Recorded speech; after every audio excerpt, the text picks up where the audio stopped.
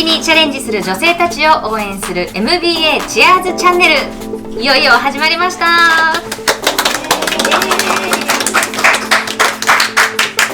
この番組は MBA に興味を持っている方、そして目指す方へ向けて女性 MBA ホルダーたちが経験談をお伝えしていきます。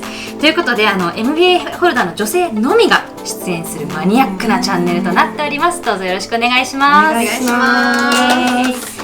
じゃあちょっと自己紹介をそれぞれ、はい、まず先輩方にお願いしたいと思います。はい、カオルンお願いします。はい、テレビの制作会社株式会社ティーズラボという会社がありまして、そこの、代表取締役をやらせていただきます。あとテレビプロデューサー情報番組をNHK の方でやらせていただいております。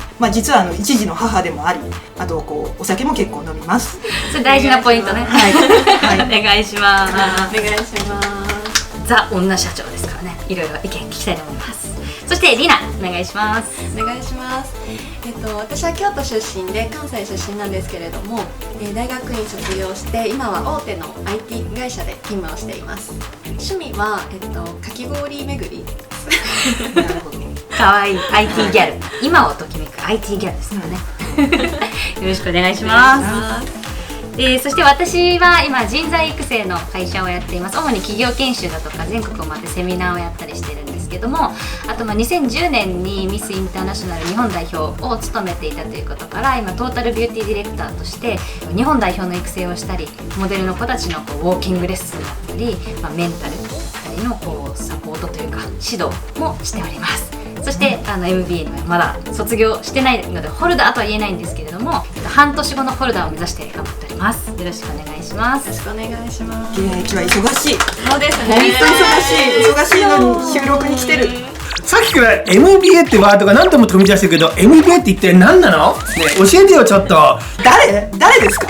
僕は男子でもなければましてや女子でもない、このチャンネルのマスコットキャラクターを勝手に名乗る定期員です。棒読みじゃないですか。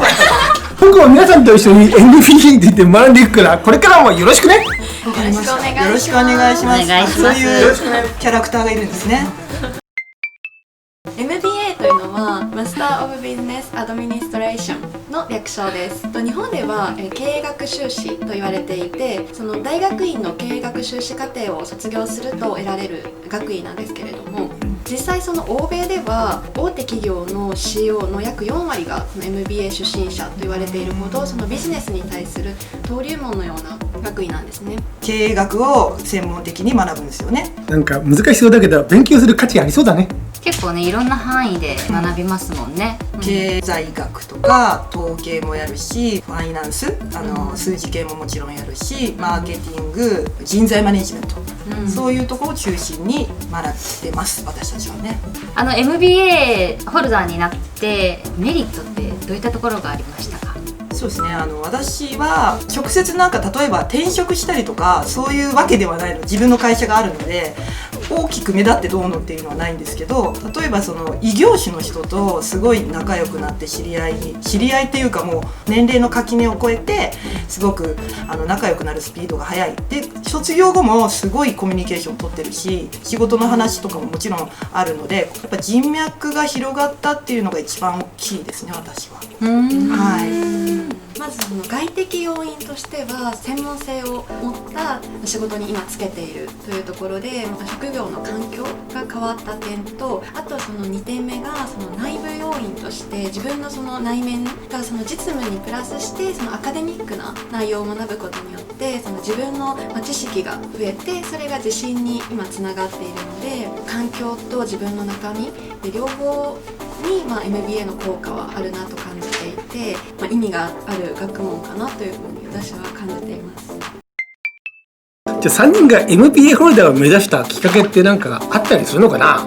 私が新卒で入った会社で MBA を取得することを推進されていて、で自分の周りの先輩方に MBA ホルダーの方が身近にいらっしゃったというのがまず初めのきっかけで、私自身が、幼少期から両親が会社を経営していて、そういう経営の環境の中にいたというので、後々は起業したいなというような気持ちがあったりして、学びたいなと思ったのがきっかけですね。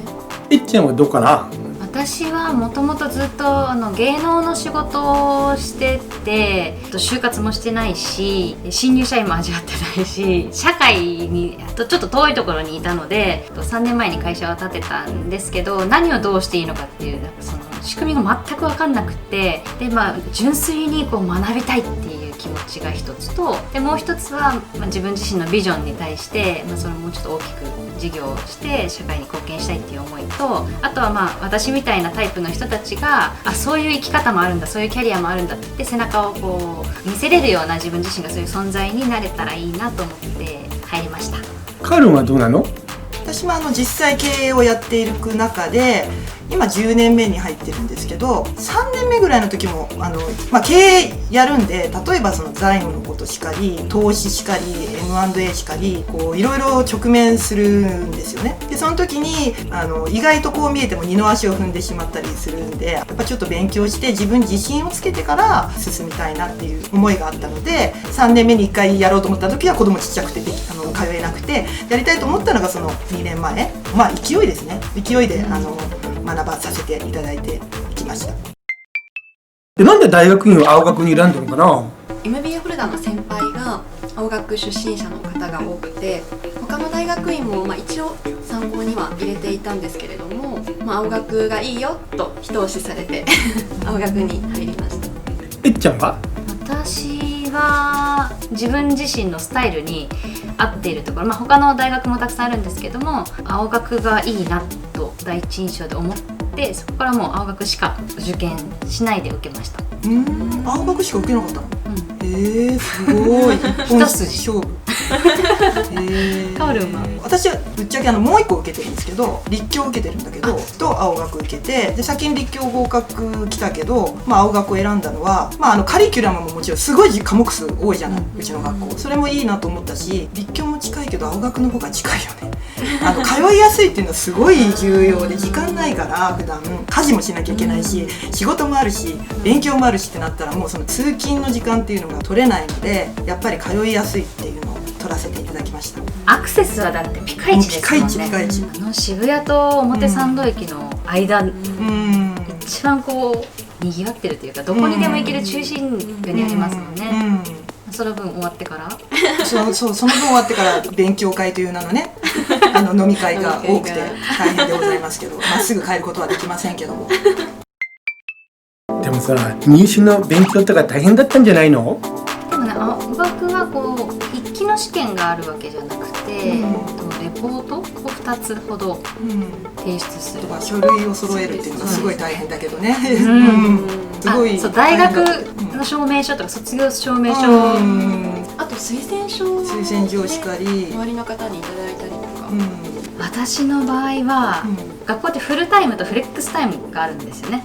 で、リナはフルタイム。そうです。で、私たちはフレックスタイムで、フレックスは日中は仕事をしながら、夜の時間帯で平日の夜と週末、勉強する、主に社会人コースなんですけど、3年働いた経験がないと入試できない、入学できないんですよ。で、私はその個人事業主でずっとやっていて、でかつ会社を建てたのが入学する2年前だったので、3年に満たないということで、その書類を出すのが実はすっごい大変でした。もしこれで書類が足りなかったりして落ちたら嫌だから、もし経歴詐称したの？違うほらいやもし間違っていて書類が足りなかったら、別のものちゃんと提出するものがありますので、教えてくださいっていうふうに書いて、もう念入りに準備して出しました。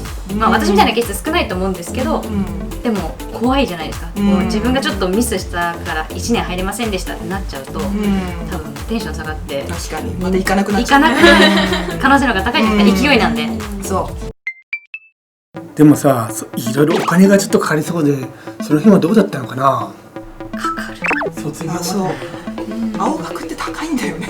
ちょっと学費が。そうですね。330万。2年間で。2年間で330万。教材とか置いといて、純粋な学費っていうのではやっぱ330、40。でも働いてる方、何ですか？